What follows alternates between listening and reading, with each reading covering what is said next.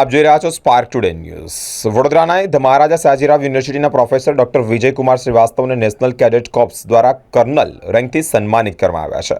તાજેતરમાં જ national Cadet corps એટલે કે એનસીસી દ્વારા સમગ્ર ભારતની વિવિધ પ્રતિષ્ઠિત યુનિવર્સિટીઓને કુલ 19 ઉપકુલપતિઓના માનદ કર્નલનો દરજ્જો આપવામાં આવ્યો છે। આ બાબતે રાષ્ટ્રીય વિકાસમાં શિક્ષણવિદોની ભૂમિકા એ નોંધપાત્ર માન્યતા અપાવે છે।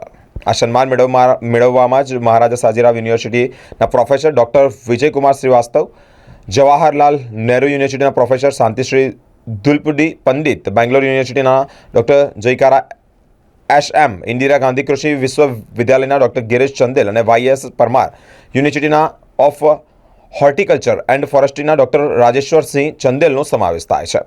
જે અંતર્ગત ડૉક્ટર વિજયકુમાર શ્રીવાસ્તવ, જેઓ મહારાજા સયાજીરાવ યુનિવર્સિટીના પ્રોફેસર છે, તેઓને જ સન્માનિત કરવામાં આવ્યા છે।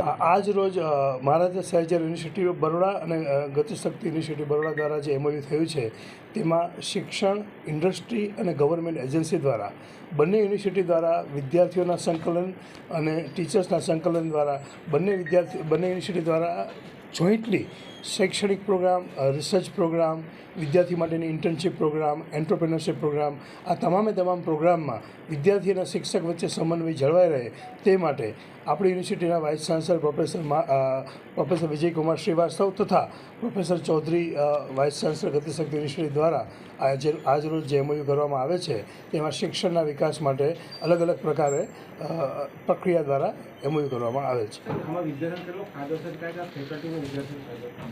હાલમાં faculty of technology, faculty of performing arts, fine arts વગેરે અલગ અલગ ડિપાર્ટમેન્ટ અને ફેકલ્ટી દ્વારા યુનિવર્સિટી દ્વારા કયા પ્રકારના કોર્સ, કયા પ્રકારના એમઓયુ થઈ શકે તેની તૈયારી થઈ ચૂકી છે।